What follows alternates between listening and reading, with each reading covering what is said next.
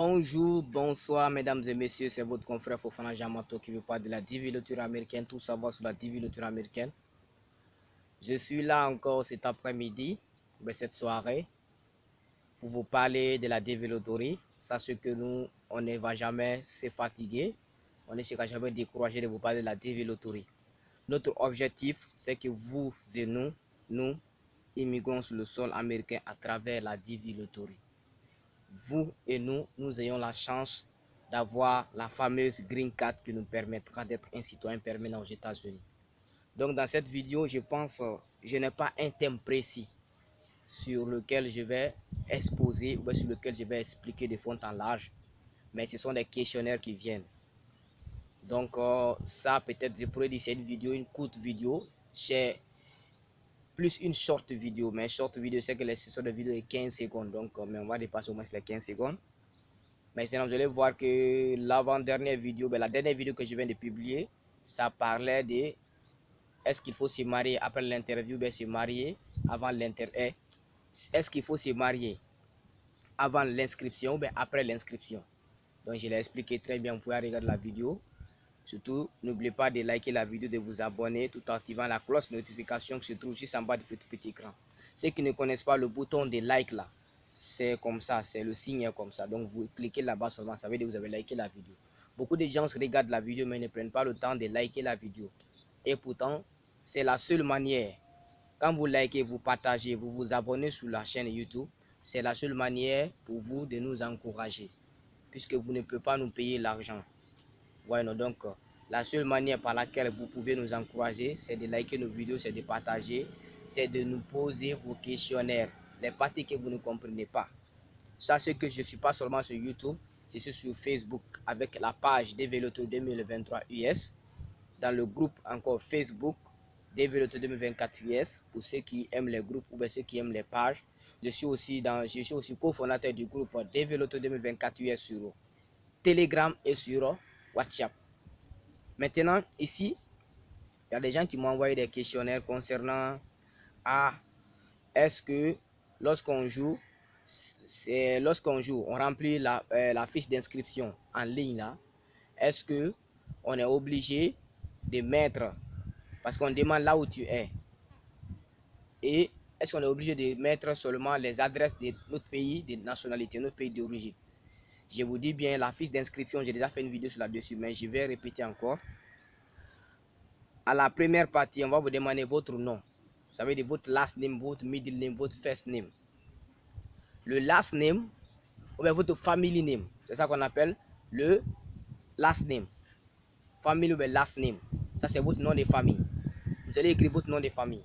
En deuxième position, on va vous demander quoi? Votre nom. Votre prénom, s'il faut le dire. C'est ça qu'on appelle le first name. Votre premier nom. Plutôt, c'est le family name ou bien le first name qui est votre nom de famille et votre last name qui est votre premier prénom. Et pour ceux aussi qui ont un deuxième prénom ou bien un troisième prénom, c'est ça qu'on appelle les middle name, les noms de milieu. Exemple, moi, je m'appelle Fofana Jamato. Fofana, c'est mon nom de famille, c'est le nom qu'a tous les enfants de mon père, Fofana. Maintenant, mon last name, c'est Jean, puisque c'est mon premier prénom. Mon middle name, c'est Mato. Mais si vous n'avez pas de middle name, allez-y regarder la vidéo dans laquelle j'ai expliqué comment s'inscrire. Vous cliquez, je n'ai pas de middle name.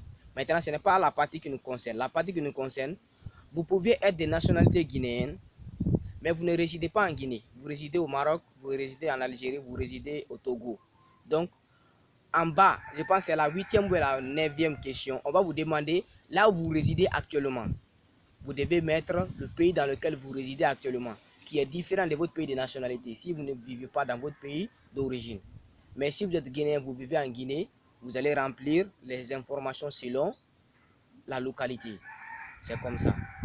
En deuxième question encore, il y a les gens qui viennent nous poser la question, est-ce que quand tu joues à la DV Lottery, est-ce que c'est le gouvernement américain qui va te prendre en charge ou bien c'est toi-même qui te prendra en charge?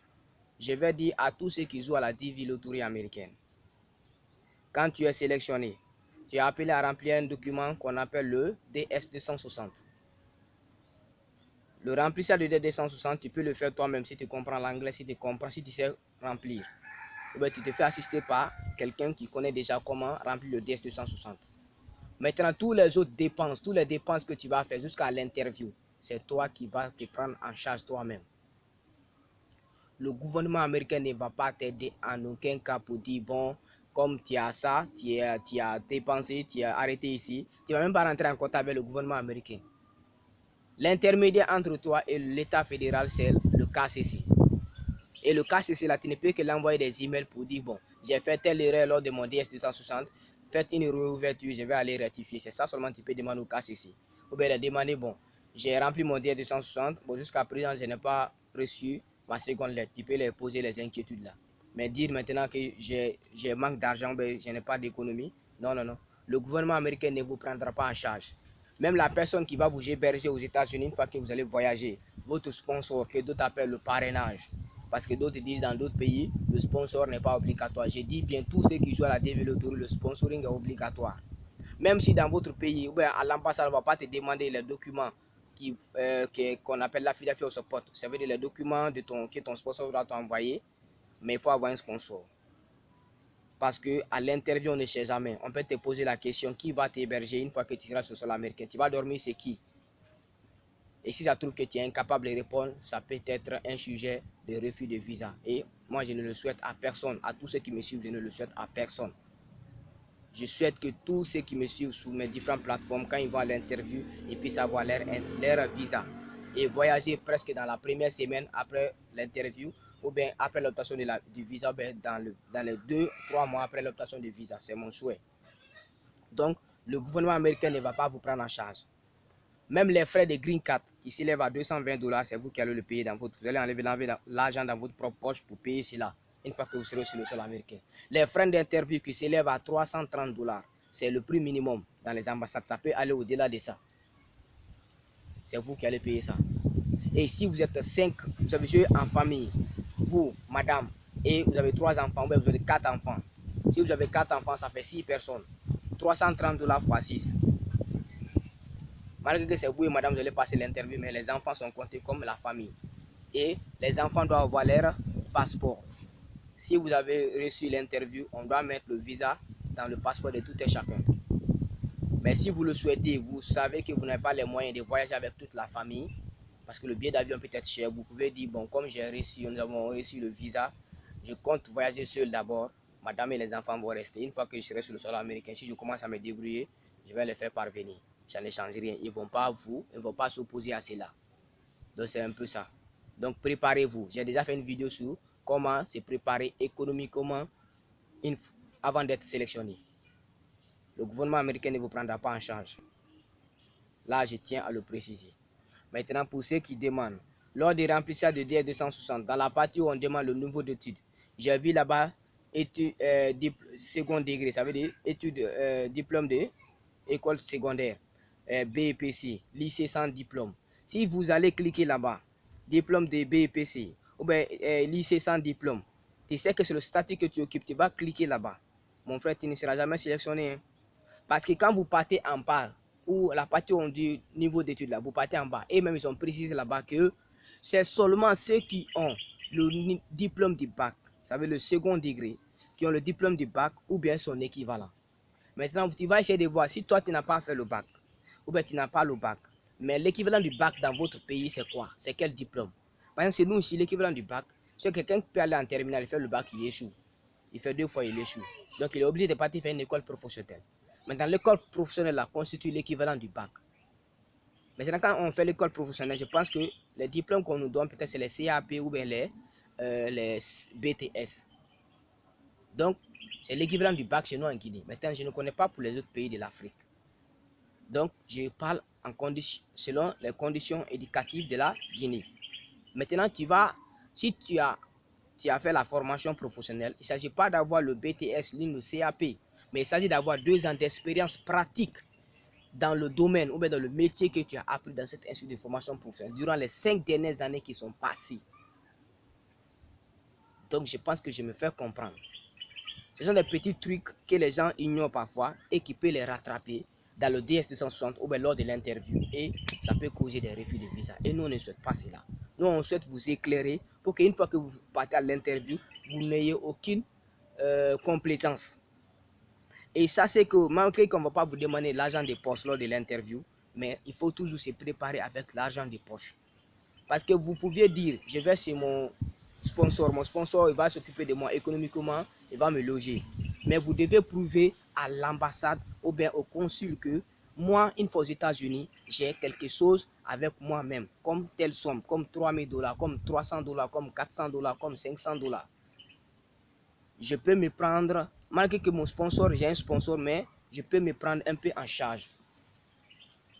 Parce que ton sponsor, à la date à laquelle il fournit les informations de ton affiliation au support, il peut se porter bien économiquement. Mais après ton interview, s'il a un problème économique et que toi tu vas tomber sur lui là-bas, il a un problème économique. Donc il faut que toi-même tu sois préparé financièrement.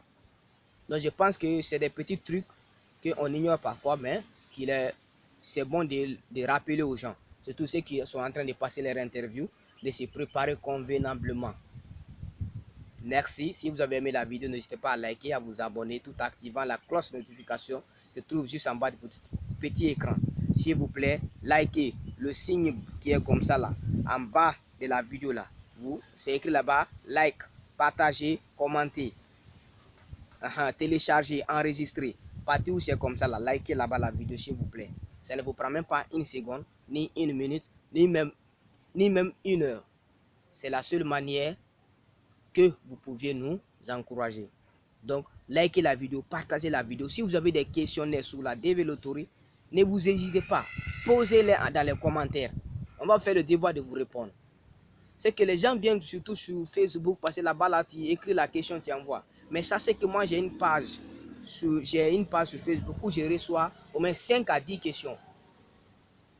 Et j'ai un groupe développeur avec plus de 100 000 membres sur Facebook. Imaginez. Par jour, il y a des questionnaires qui viennent. Donc, je ne prends même pas le temps pour aller là-bas parce que c'est tellement beaucoup que je ne peux pas prendre le temps pour répondre à tout chacun. Mais quand tu viens sur YouTube, tu poses la question, je vois ta question. Je peux accumuler vos questionnaires là. Je fais une vidéo, je réponds à toutes les questions dans une seule vidéo. Là, chacun est satisfait. Donc, j'espère que vous avez compris. C'est votre confrère Fofana Diamanto, le jeune Guinéen. J'encourage surtout ceux qui font le bac cette année. Tu sais que tu fais le bac cette année. Je prie que vous soyez tous vous ayez tous accès à l'université. Dès que tu as le bac, je vais laisser mon numéro WhatsApp. Contactez-moi. Je vais vous faire inscrire gratuitement. Je dis bien gratuitement. Votre inscription, c'est moi qui le prends en charge. La photo, je la prends cadeau. Je fais votre inscription gratuitement. Après, je vous donne votre fiche de confirmation. Donc, ceux qui font le bac cette année en Guinée, surtout ceux qui sont à Sigri dans ma ville natale, si vous allez regarder cette vidéo, vous allez tomber sur cette vidéo dans un groupe.